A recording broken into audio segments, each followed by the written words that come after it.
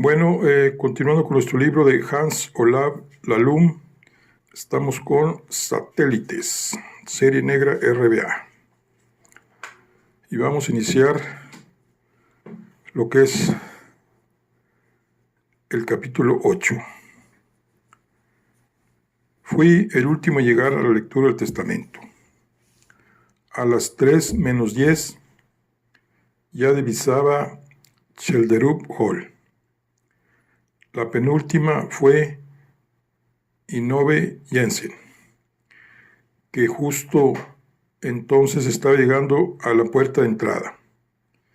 El resto de los coches ya estaban aparcados justo en el mismo sitio que la última vez, y cuando entré en el gran salón, los 10 invitados a la cena del domingo ocupaban ya sus asientos habituales. La silla de Magdaleno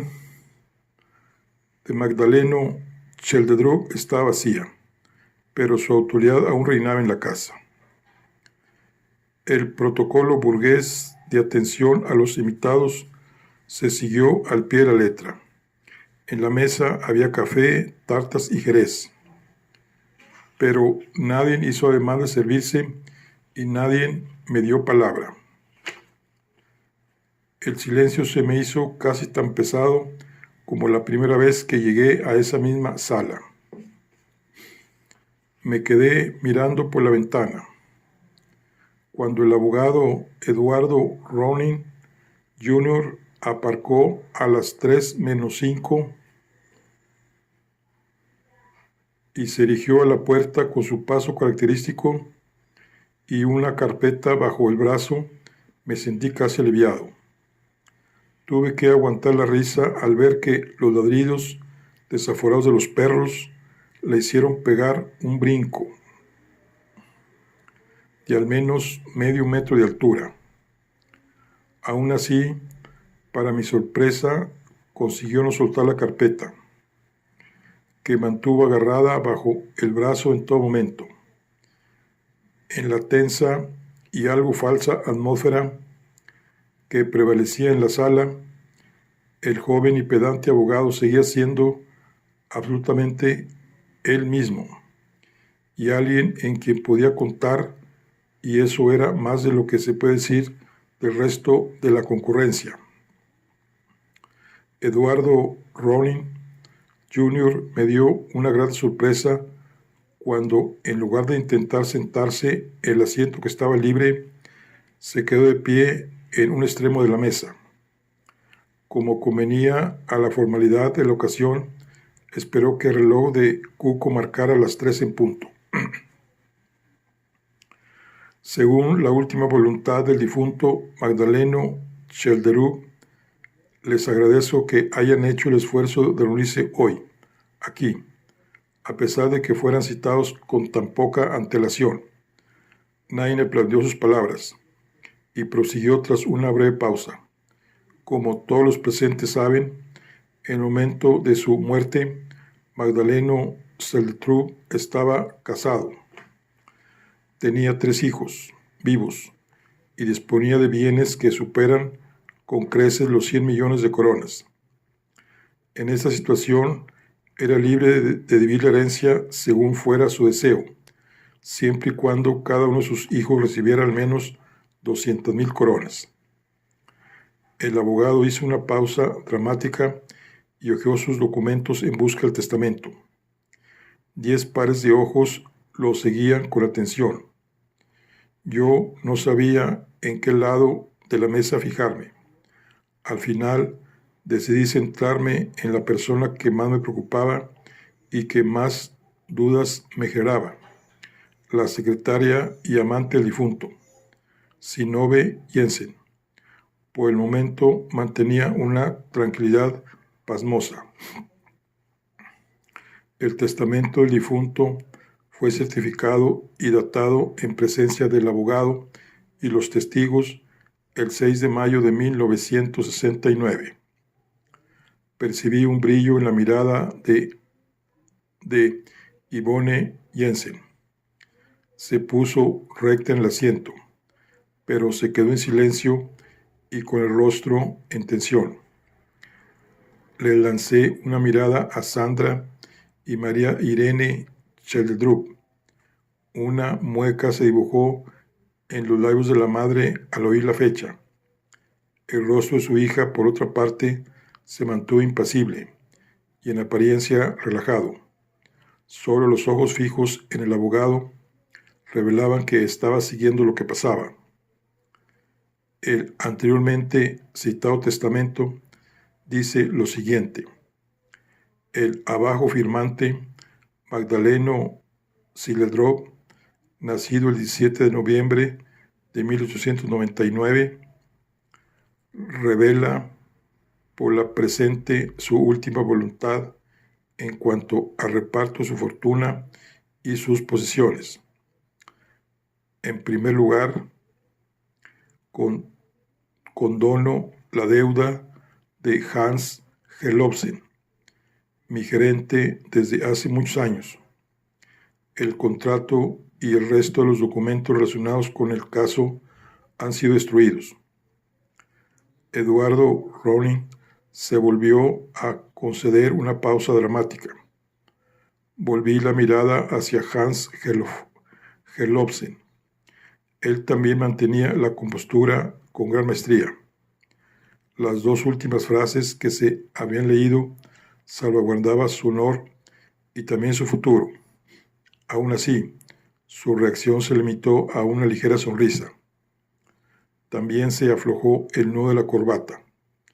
Entonces volvió a sonar la voz parsimoniosa de Ronin, y enseguida volví la vista a Sandra Sheldrup.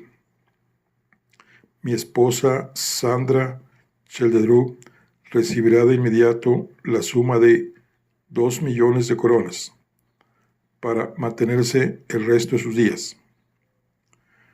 La viuda frunció el ceño y se le ensombreció la mirada. Resultaba evidente que la suma era menor de lo que esperaba. Aún así, se quedó tranquila en su asiento. Pero el mayor golpe no se lo llevó ella, sino su hija, que estaba sentada a su lado. Dirigí la mirada hacia Yvonne Jensen. Por la presente, reconozco ser el padre del hijo aún no nacido de mi secretaria Yvonne Jensen. Es mi deseo que la señorita Jensen reciba de inmediato la suma de 200,000 coronas para cubrir los gastos relacionados con su embarazo y el nacimiento del bebé. Si Yvonne Jensen lo hubiera sabido de antemano, sería una mejor actriz de lo que yo me había imaginado. En los escasos segundos que pasaron antes de que se tapara la cara con las manos, su rostro mostró primero una gran sorpresa y después un alivio infinito. Las lágrimas en sus ojos resultaban evidentes incluso desde donde yo estaba sentado. El rostro de Sandra Sheldrup se contrajo de nuevo en una mueca. Cuando el abogado comenzó la lectura del último fragmento, que era el más largo de todos, las caras del resto de los llamados a la lectura seguían, al menos hasta donde me alcanzaba la vista, tensa y expectante. Que la secretaria fuera la amante del difunto no supuso ninguna sorpresa para los presentes. Asimismo, deseo que el resto de mi fortuna se divida a partes iguales entre mis 4 hijos vivos a partir del 6 de mayo de 1970. Establezco esta fecha porque mi hijo menor ha de nacer primero y tener un nombre, y porque una disolución inmediata de mis empresas tendría un costo económico inasumible. En previsión de su disolución futura, mis empresas las dirigirá un consejo conformado por mis 3 hijos mayores, mi esposa Sandra Sheldrup, mi gerente Hansen Gelobsen y mi secretaria Yvonne Jensen. Se había desvelado el misterio. Esta vez pude percibir la sorpresa entre los presentes. A pesar de que todos seguían fingiendo su impasibilidad y evitaban expresar sus emociones en voz alta, Federico Chelderov sonrió de oreja a oreja y estalló en un aplauso sordo. Ingrid Chelderov también sonrió aliviada. Su hijo Leonardo, por el contrario, se limitó a mascar aún más fuerte el chicle y se mostró al menos igual de serio y pensativo que antes. La señora Wendelove miró confundida a su alrededor y hasta el rostro pétreo de su marido mostraba una leve expresión de estupor. Yvonne Jensen se tapó la cara con las manos, pero las lágrimas le caían a borbotones por las mejillas. Sandra Chelderov miró a los hijos y a la secretaria de su marido con algo muy distinto al cariño, pero se quedó sentada y apretó los puños. Por extraño que pudiera parecer, la persona que parecía menos afectada de cuantos se reunían alrededor de la mesa era la más joven. María Irene Chelderov seguía completamente tranquila y así lo mostraban tanto su rostro como el resto de su cuerpo. Sus encantadoras manos de jovencita se apoyaban abierta y relajada sobre la mesa. No obstante, un silencio tenso se apoderó de la estancia con el sonido de la voz del abogado. Esta vez yo también lo observé expectante.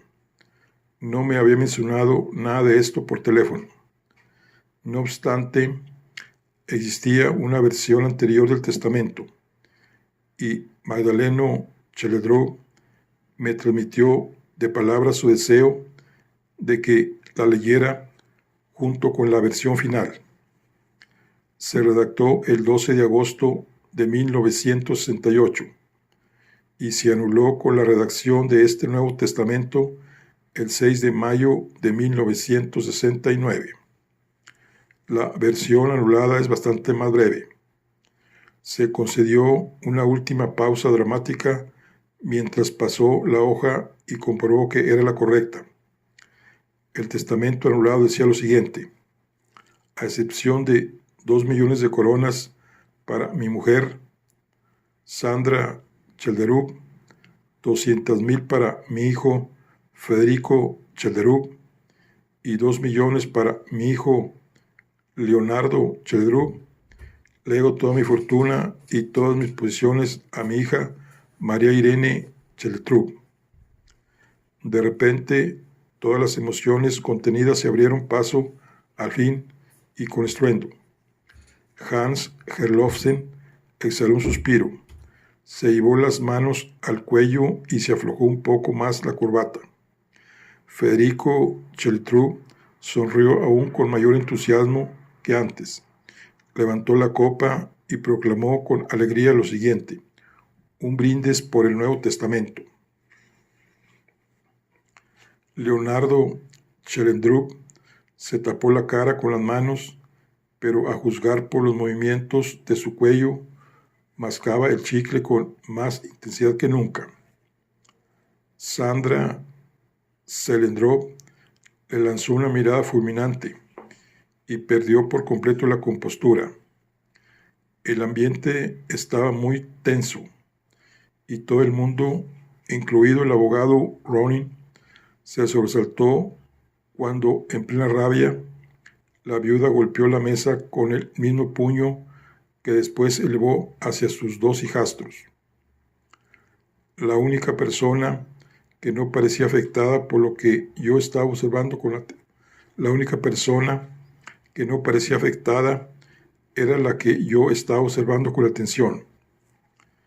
En cuanto se leyó el testamento anulado, pude intuir que se le asomó la punta de la lengua por la comisura izquierda de los labios, pero después volvió a mostrarse tan impasible como antes. Me pregunté cómo habría reaccionado yo En una situación parecida, si un Nuevo Testamento redactado 4 días antes me hubiera costado cerca de 90 millones de coronas, aunque seguía siendo la heredera de unos 30 millones, resultaba imposible no mostrarse impresionada por la templanza de la joven de 18 años. Justo en ese momento comprendí que, aunque no enamorado, sí estaba profundamente fascinado por la riquísima hija menor del difunto Magdaleno Chalentruc.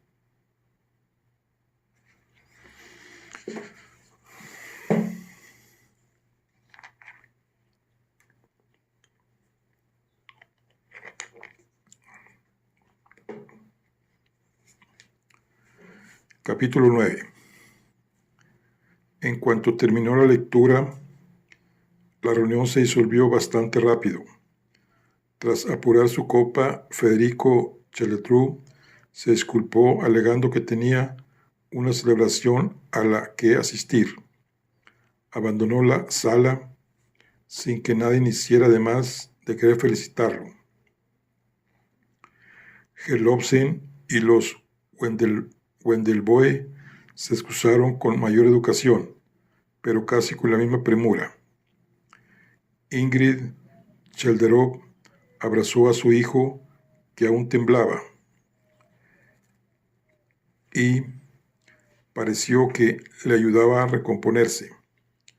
La exmujer de Chelendrup mostró un nuevo rostro, mucho más serio, cuando les dio las gracias a los anfitriones por su hospitalidad, a pesar de no haber probado nada de lo que se había servido.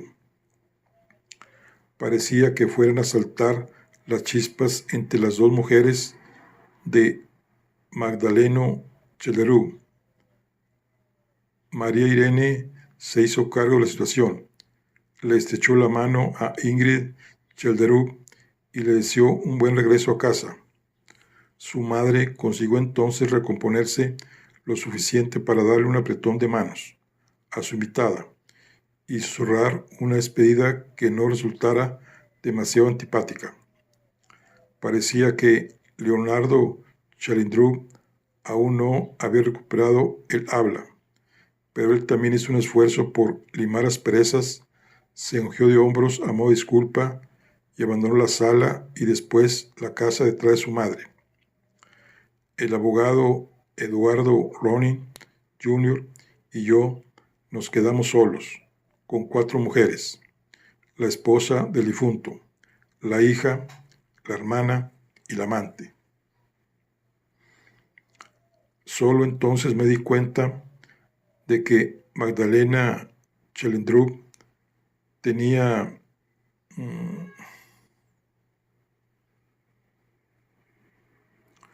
una expresión indescifrable en su rostro y que se parecía más que nunca a una vieja lechuza. Habría pagado una fortuna por saber qué estaba pensando en ese momento. Enseguida me percaté de que algo había cambiado en ella, pero para mi frustración no era capaz de señalar de qué se trataba. En el otro extremo se encontraba Yvonne Jensen, impertérrita, con su ropa de diario y el rostro tapado con las manos, pero ahora con el futuro asegurado tanto para ella misma como para el hijo que esperaba. El aire gélido que separaba a la exesposa del difunto y a la amante casi se podía palpar. De nuevo fue María Irene quien solucionó la situación, esta vez sin pronunciar ninguna palabra. Apoyó la mano en el hombro de su madre, tranquila, y se la llevó de la habitación. Magdalena Chelendrup la siguió con la mirada, pero no se levantó del asiento. Su rostro mantenía una expresión pensativa. Se sirvió una taza de café. La observamos mientras se la tomaba de un trago y esperamos unas palabras que nunca salieron de sus labios. El abogado Ronin fue el primero en reaccionar.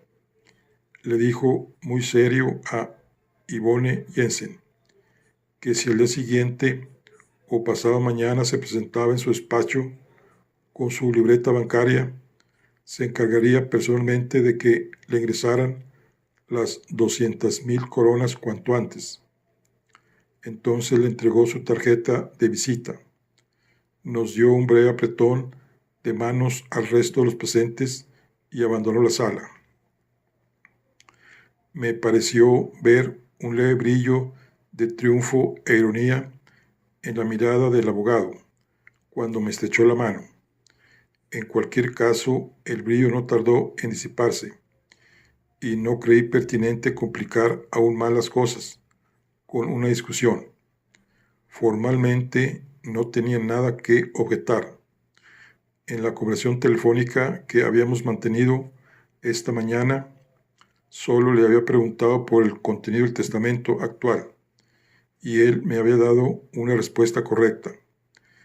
En un sentido estricto, era yo quien había olvidado preguntarle si existía anteriores versiones del testamento, y en caso de que así fuera, ¿qué decían? De todos modos, había obtenido la respuesta, aunque fuera unas horas más tarde, pero me habría gustado que el abogado Ronin se hubiese tomado la molestia de informarme de la existencia del testamento anterior. La voz del abogado Ronin y después sus pasos al irse despertaron de golpe a la hasta entonces paralizada Yvonne Jensen. Apartó las manos del rostro, se guardó la tarjeta de visita en el bolsillo y salió de la estancia con una disculpa indeterminada en voz baja. Magdalena Tlestrup y yo nos quedamos sentados mirándonos durante un par de minutos. Lo único que rompió el silencio fueron los ladridos aislados de los perros cuando pasaron primero el abogado Ronin y después Yvonne Jensen. Yo me había levantado y miraba el camino de entrada a la casa por la ventana. Los ladridos sobresaltaron al abogado al menos con la misma violencia que la vez anterior, mientras que Yvonne Jensen ya estaba más acostumbrada a la reacción de los perros. Pasó por su lado tranquila y se dirigió hacia la entrada sola en el mundo, pero según lo que podía ver desde allá arriba, con valentía. ¿En qué está pensando?, le pregunté a Magdalena Chelderup. Una sonrisa se dibujó en su rostro, arrugado al responder: en lo mismo que usted. Es decir, ¿cómo demonios encaja todo esto? ¿Quién pudo espolvorear los frutos secos en el plato de mi hermano? ¿Y qué va a pasar con los que quedamos con vida? Entonces ella también se levantó. Tenía ganas de preguntarle algo, pero no se me ocurrió nada pertinente. Por si eso fuera poco, según seguía sin entender qué detalle había cambiado en ella desde la última vez que nos vimos. Seguía teniendo la sensación de que Magdalena Chelderup no solo era más inteligente de lo que parecía, sino que sabía más de lo que me contaba. Llevaba un par de minutos solo cuando de repente llamaron a la puerta. Entonces entró Sandra Chelderup. Vino a disculparse por su impetuosa respuesta y alegó que la situación era complicada y que la había sobrepasado. También quería preguntarme si podía ayudarme con algo más. Yo tenía un par de preguntas sobre algunos detalles importantes. ¿En qué momento del año anterior habían llegado los perros y quién se encargaba de atarlos? Me respondió enseguida y con claridad que su marido los había comprado en verano. No le había dicho nada hasta que los estuvo ladrando en la escalera. Ella, su marido y una persona del servicio de confianza eran los únicos que conocían a los perros y podían manejarlos. El resto, María Irene incluida, siempre se mantenían a una distancia prudencial. Después de un rato comprendí que quería decirme algo, pero no sabía muy bien el qué. Así que al final le pregunté directamente si tenía algo más que decirme después de lo ocurrido ese día. Se animó un poco y me respondió que un pensamiento le rondaba la mente cada vez con más fuerza. Dado que tanto Leonardo como la amante tenían mucho que ganar con la muerte de Magdaleno Chelletrú y que él mismo había señalado a su hijo poco antes de morir, y teniendo en cuenta que la amante estaba embarazada, a pesar de que Magdaleno estaba convencido de que no podía tener hijos, era descabellado pensar acaso que ambos tuvieran una relación y estuvieran conspirando juntos. Admitió que tal vez toda esa teoría tuviera más que ver con su deseo de comprender la situación que con la realidad, pero aún así vale la pena tenerla en cuenta. No sentí más simpatía por Sandra Chelletrú después de esto, pero tuve que reconocer que no podía pasar por alto su teoría, y sentí menos antipatía por ella cuando concluyó, disculpándose de nuevo por su carácter, para después añadir que ella y su hijo sentían que podían dejar el caso en mis manos con total tranquilidad. Estaban seguras de que yo hallaría la respuesta a este misterioso asesinato, que ahora parecía inexplicable. Siguió diciéndome que su marido sabía muy bien lo que hacía cuando se puso en contacto conmigo. Había seguido el caso de Harald Olsens día a día, con gran interés, y se había mostrado impresionado por su resolución. También me dijo que, por supuesto, si tenía alguna pregunta, no dudara en llamar o en pasarme por ahí en cualquier momento. Al final, intercambiamos un par de frases breves sobre la vigilancia policial en Steldrup Hall. A partir de entonces, enseguida estuvimos de acuerdo en que esa noche haría guardia un agente, pero que se le permitiría marcharse a la mañana siguiente a menos que ocurriera algo inesperado que supusiera un motivo de preocupación.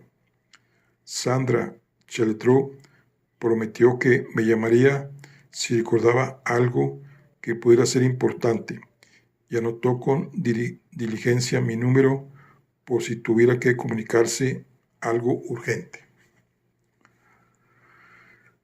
A las 5 menos 10 bajé despacio las escaleras hacia la entrada de Schoolhaus.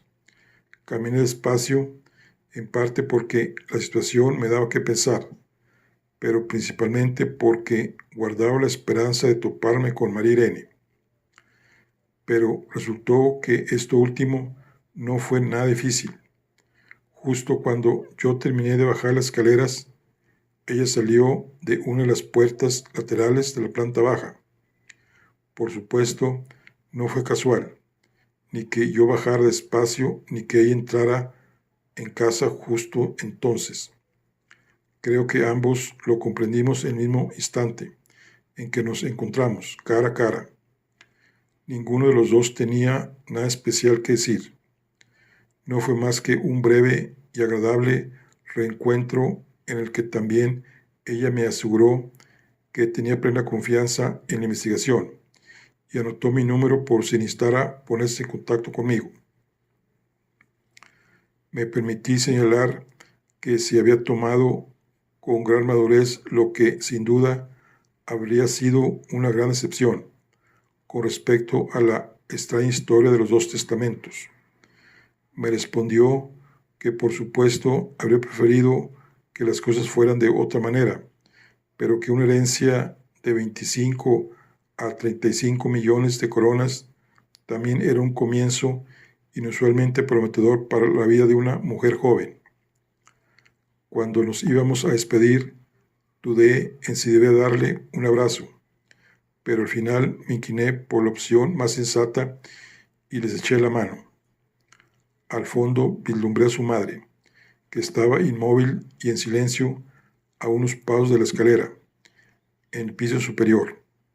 Tenía muy claro que, en este caso, me caía mejor la hija que la madre. La hija aún me despertaba sentimientos encontrados, pero tenía que reconocer que me sentía cada vez más fascinado por esa discreta y bella joven. Hice una pausa, hice una parada de una hora en el despacho antes de dirigirme a casa de Patricia, pero lo único que hice ahí fue sentarme y hojear los papeles del caso sin sacar nada en claro. La misteriosa carta que había llegado esa mañana estaba arriba del todo. A las 5:30 la metí con el resto de los documentos en el maletín. Antes yo necesitaba los consejos y comentarios de Patricia, pero ahora incluso con mayor motivo, a menos que tras la carta se escondiera un bromista macabro y muy bien informado. Se trataba tanto de un comentario mordaz hacia la policía como de una clara amenaza de que se iban a producir más asesinatos. Los rostros de los 10 invitados a la mesa de Magdaleno Cheldru y a la lectura de su testamento se me pasaron varias veces por la mente mientras conducía hacia Earlin Salzone Gate. No conseguía imaginarme quién podría haber escrito esa carta o a quién podría ir dirigida esa última y amenazadora frase.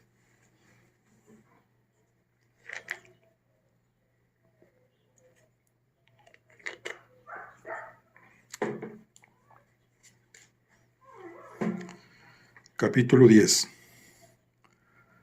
Tras mis experiencias y la cada vez más fuerte sensación de incomodidad en Chelder Halls, fue un alivio volver a encontrarme entre las conocidas y seguras paredes de Earlin Salzone Gate, 104-108. Las habitaciones eran tan grandes y la escalera tan larga como la recordaba. Ya en la puerta vi que el padre de Patricia, el profesor Ragnar Sbir Borsman, seguía siendo la misma persona tranquila y digna de confianza, y si cabe, su presencia me resultó aún más agradable que antes. O bien, no sabía nada de la experiencia que había vivido Patricia durante el dramático final del caso en el que me había asistido el año anterior, o bien tenía una habilidad especial para fingir que lo había olvidado. El padre me aseguró que desde el accidente de tráfico que la había dejado paralizada de la cintura para abajo, nunca había visto a su hija tan implicada en algo como con el caso de asesinato del año anterior. Ella ya había empezado a mostrar interés por el misterio que rodeaba el asesinato de Magdaleno Cheldru, por lo que esperaba que pudiera darme algún consejo que me resultara útil. Le di las gracias de corazón por volver a poner a su hija a mi disposición para la investigación, y él me dio un tercer apretón de manos antes de separarnos.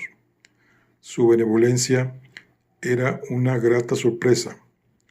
Hablar con el profesor Rainer Subre Boschmann siempre llevaba su tiempo, a pesar de que uno nunca tenía la oportunidad de intervenir demasiado. Ya eran las 6:15, y cuando la criada me condujo a la biblioteca con una sonrisa, vi que los entrantes ya estaban servidos. Para mi alivio, Patricia parecía haberse repuesto por completo de la experiencia del año anterior. Presidía la mesa radiante como de costumbre, y no parecía haber vuelto a fumar, como había hecho en la última fase de nuestro primer caso. El aire estaba limpio y el rostro de Patricia radiante como un cálido día de verano. No percibí ninguna diferencia entre la actual Patricia de 19 años y la de 18 que había conocido durante 10 intensos meses de investigación el año anterior. La pila de libros que estaba leyendo incluía una novela negra del escritor estadounidense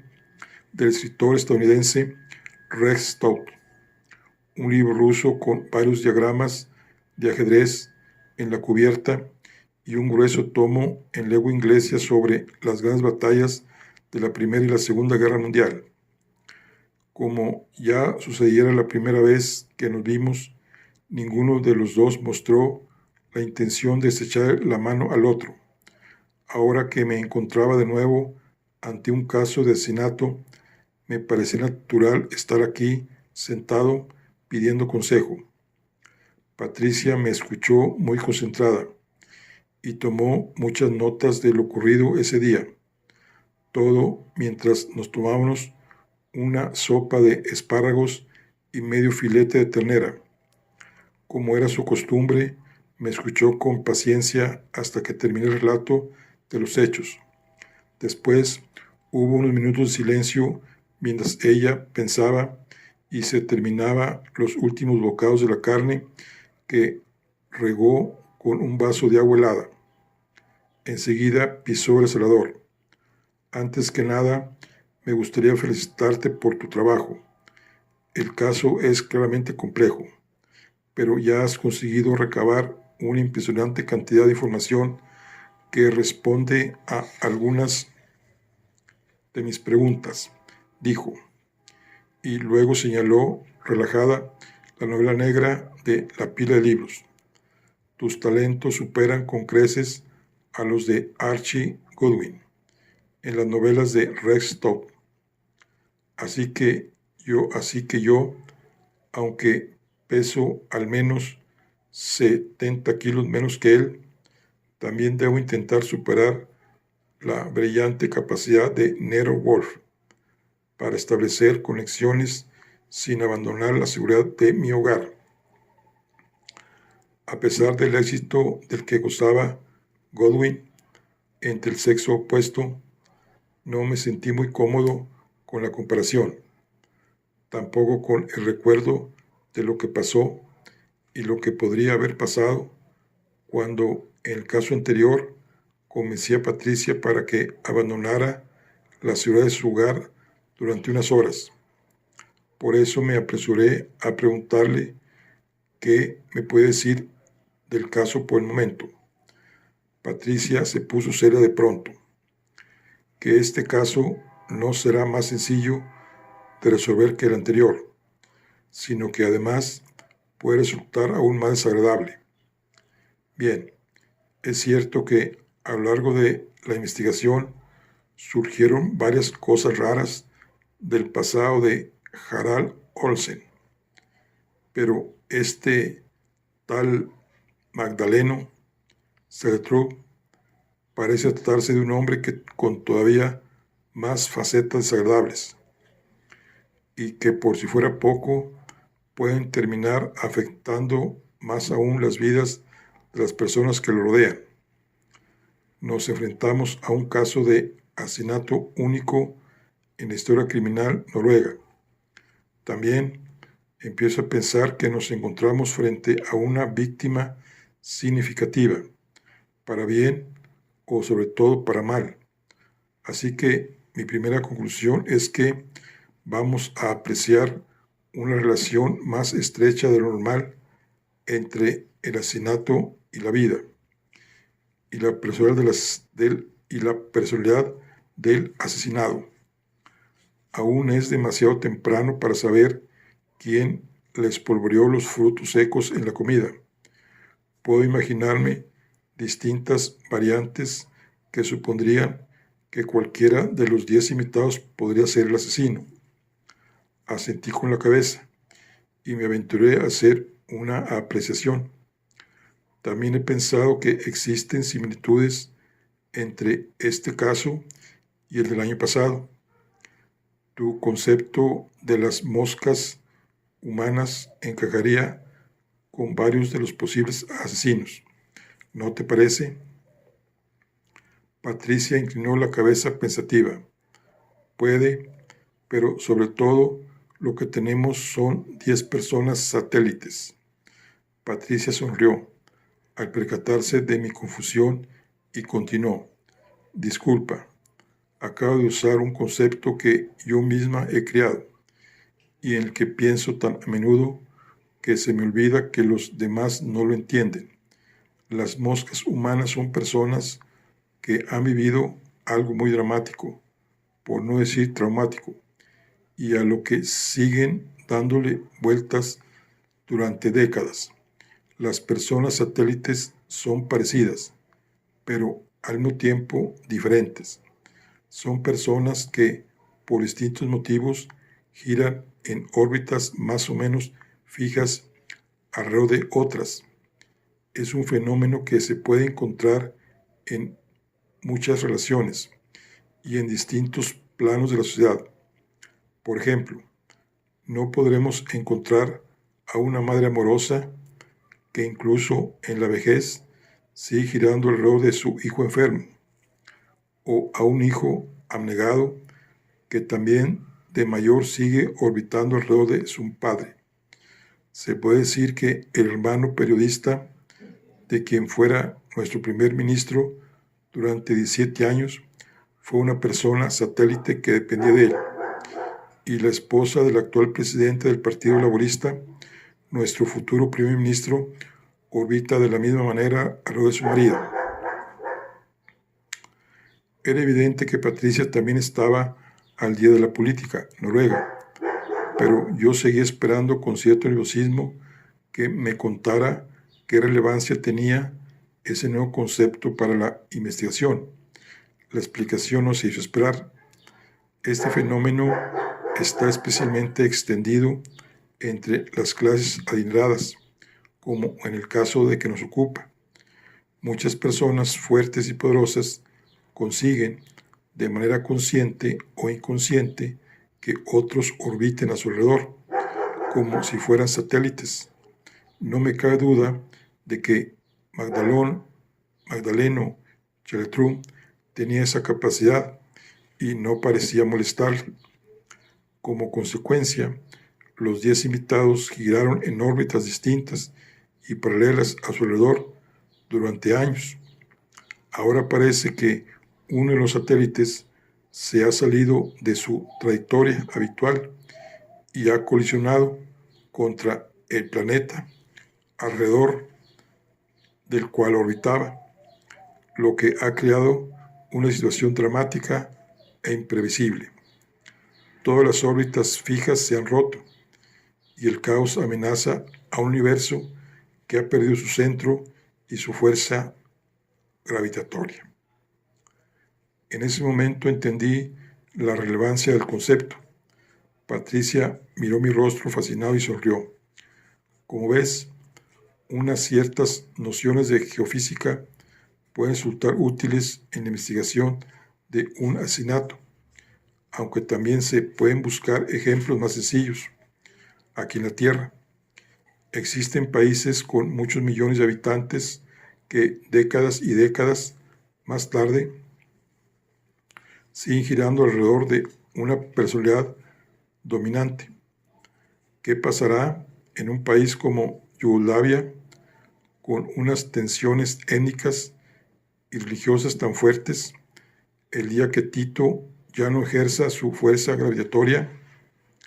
Yo me atrevería a decir que el país desaparecerá más o menos dos décadas después de su muerte. Las perspectivas del futuro que Patricia tenía para Yugoslavia me resultaron fascinantes, aunque algo exageradas y utópicas. Pero en ese momento estaba impaciente por seguir avanzando en la investigación. Entonces, ¿crees que el propio Peter Johan Wendelove no es más que una persona satélite? Patricia sonrió. Bien visto. Por su tamaño, Peter Johannes Wendelove bien podría funcionar como un planeta aislado, independiente de Magdaleno Chellestrup. Aún así, decidió seguir en su órbita durante años y además asistió a todas esas cenas de domingo. ¿Por qué lo hizo? Es la pregunta que nos interesa. ¿Alguna sugerencia? Dije que no con la cabeza, que ya tenía algo abotargada. Esas cenas de domingo son sobre todo un estudio sobre el aburrimiento. Sin embargo, puede haber 6 motivos por los que asistir. Por supuesto, uno puede ir para evitar ahorrarse una reacción negativa del anfitrión, un cambio en el testamento, por ejemplo, o puede asistir por la motivación positiva de ver a otro invitado, quizá porque está enamorado de él y espere llevárselo a la cama. Otra razón puede ser la de comer, beber y charlar. No obstante, ninguna de estas posibilidades encaja con Wendelove, y eso nos lleva a la 6ª posibilidad. Le lancé una mirada inquisitiva a Patricia, que prosiguió triunfante. Asistía para escuchar. Wendelove acudía a la cita semana tras semana con la esperanza de que el propio Chellestrup o tal vez uno de los demás invitados por fin desvelara alguna información que le resultara importante. Y estoy segura, el 99%, como diría el Lobsen, que lo que Wendelove quería oír era algo relacionado con la guerra. De ahí mi interés por esas 3 muertes misteriosas que se produjeron entonces. Tengo algunas teorías sobre las posibles conexiones, pero no están bien desarrolladas.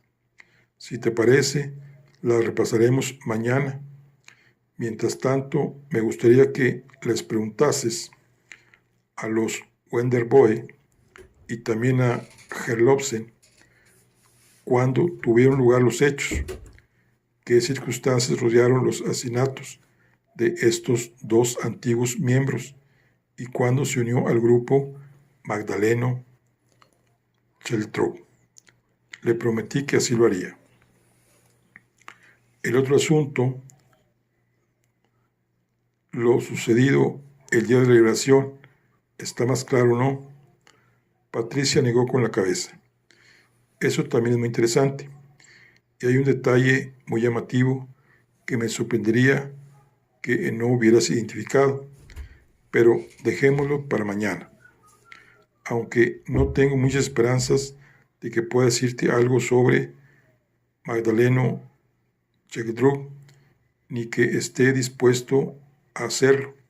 Deberías hablar con el ministro de Exteriores, Johann Lix, lo antes posible. Asentí con la cabeza entusiasmado. El legendario político conservador Johannes Lix fue primer ministro de Noruega y era una de las fuerzas que habían impulsado el actual gobierno de coalición de tendencia también conservadora. Había desempeñado un papel determinante en la resistencia tanto durante la guerra como en la etapa de la liberación, y más adelante había sido parlamentario durante muchos años. Era la persona adecuada para preguntar tanto por la vida de Magdaleno Chellestrup durante la guerra como por sus años de ejercicio político. Y tenía que reconocer que la idea de hablar con Johannes Lix era muy atractiva para alguien que, como yo, había seguido su carrera durante años a través de la televisión, la radio y los periódicos. Me permití señalar que en un caso penal como el que nos ocupaba, las personas satélites parecían operar casi de la misma forma que las moscas humanas. Patricia sintió, pero después negó con la cabeza. Sí y no. Ambos tipos de personas pueden tener motivos para cometer un asesinato, pero aún así existen diferencias sustanciales entre unos y otros. Las personas satélites suelen ser más grandes y fuertes que las moscas humanas.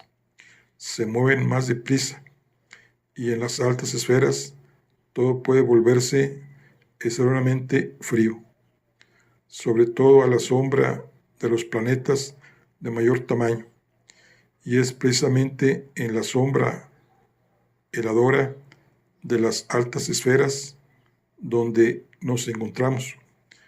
El lugar de los hechos es nada más y nada menos que Cheldrop-Holtz, y el conflicto es la herencia de Manuelón Salderop. Así que, aunque la persona que estaba detrás del caso de asesinato que investigamos el año pasado hubiera tenido una vida convulsa, he de advertirte que quien o quienes hayan sido responsables esta vez pueden ser personas aún más frías y peligrosas. Nos interrumpió la criada, que entró a retirar los platos y servir el postre. Aunque la crema de arroz estaba bien hecha y tenía un sabor irreprochable, tanto Patricia como yo habíamos perdido el apetito. Patricia había cogido carrerilla y prosiguió en cuanto la sirvienta cerró la puerta al salir. Estoy segura de que ya te has dado cuenta de varias cosas llamativas. Lo primero es que pensé fue en la similitud con el caso anterior en lo que respecta a la lectura del testamento, con el mismo abogado. Además, no puede ser una coincidencia, por lo que señalaron Sandra Cheldrop y el propio Magdaleno, la explicación resulta evidente. Magdaleno Cheldrop había seguido tu anterior caso con gran interés a través de los medios de comunicación.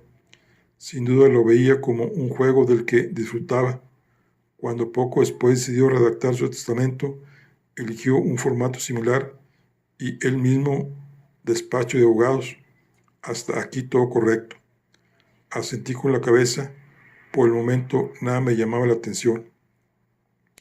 Pero aunque ahora lo que nos ocupa es el segundo testamento, el primero no deja de ser interesante. ¿Por qué de repente Magdaleno decidió redactar un testamento en agosto del año pasado? Si hubiera sido por inspiración directa del caso Olsen, no habría esperado 4 meses a partir de su resolución. La teoría de que existe una relación entre un caso y el otro se ve reforzada por el hecho de que en ese mismo momento decidió comprar los perros guardianes. Podemos presumir entonces que en verano del año pasado sucedió algo importante. Me gustaría que te pusieras en contacto con el médico de Cheldrop mañana y le preguntaras si tienen más información al respecto. Tal vez entonces obtengamos una respuesta a otra pregunta interesante, a la que le he estado dando vueltas. Patricia se quedó un instante en silencio, pero cuando le indiqué que continuara con un gesto de impaciencia, prosiguió con una sonrisa pícara. Me refiero a la elección del método para asesinarlo. Darle frutos secos a una persona alérgica tiene sus ventajas. Claro, por ejemplo, si te obligan a probar la comida, pero es mucho menos efectivo que el cianuro u otra sustancia venenosa, a menos que un informe sobre la salud de Cheldrop indicara que una pequeña dosis de frutos secos resultaría mortal. ¿Era ese el caso? ¿Y quién, además de él mismo, disponía de esa información? Podría resultar interesante saberlo.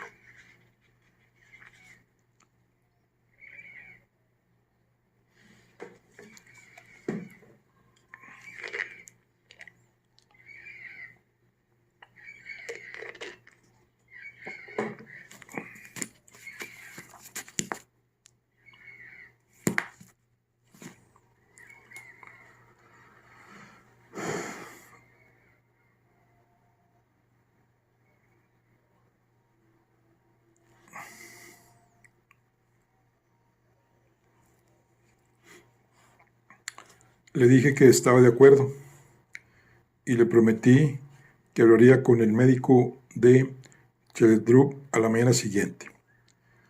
En cuanto al móvil del asesinato, es perfectamente comprensible que Sandra Sheldrup quisiera centrar sus sospechas en su hijastro y el amante de su marido. Tampoco resulta del todo descabellado su teoría de que ambos tuvieran una relación y estuvieran conspirando, ¿no crees? Patricia negó con la cabeza. Es razonable que la secretaria o el hijastro puedan estar involucrados. Y es muy posible que Sandra Sheldrup crea que existe una relación entre ellos y que conspiren.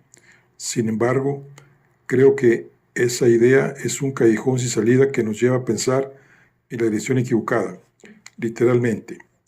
Patricia soltó una de sus carcajadas socarronas adolescentes, pero no me explicó por qué se reía.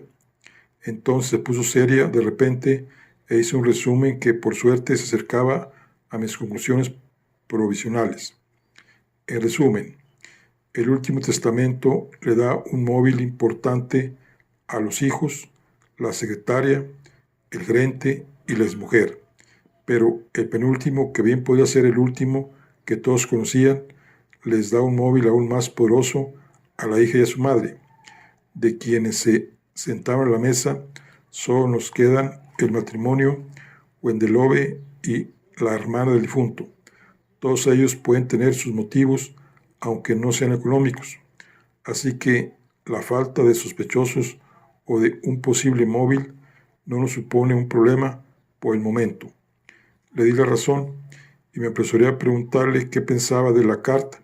Me pareció verla palidecer en ese preciso momento. No me gusta nada.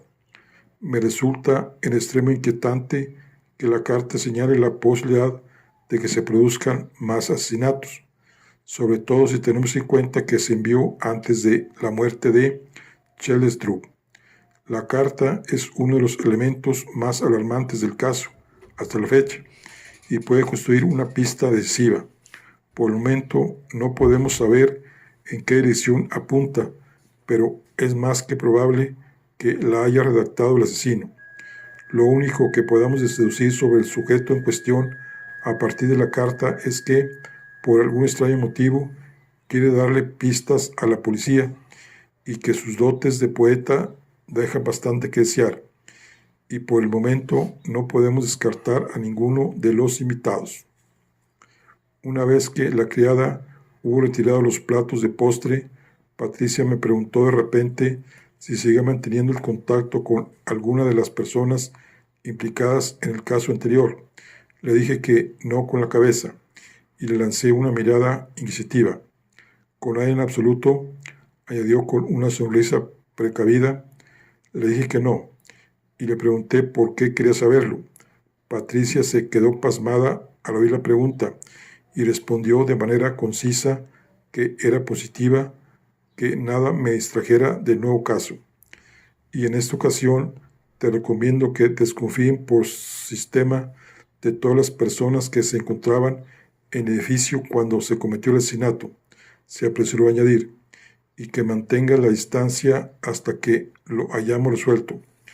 Es posible que haya menos personas que la última vez que te hayan mentido en su primera declaración, pero en este caso hay más que no te han contado cosas que pueden ser vitales para la investigación. De hecho, creo que los 10 te están ocultando secretos importantes. Asentí con la cabeza entusiasmado. Y a pesar de todo, das por hecho que resolveremos el caso, ¿no? Patricia sonrió.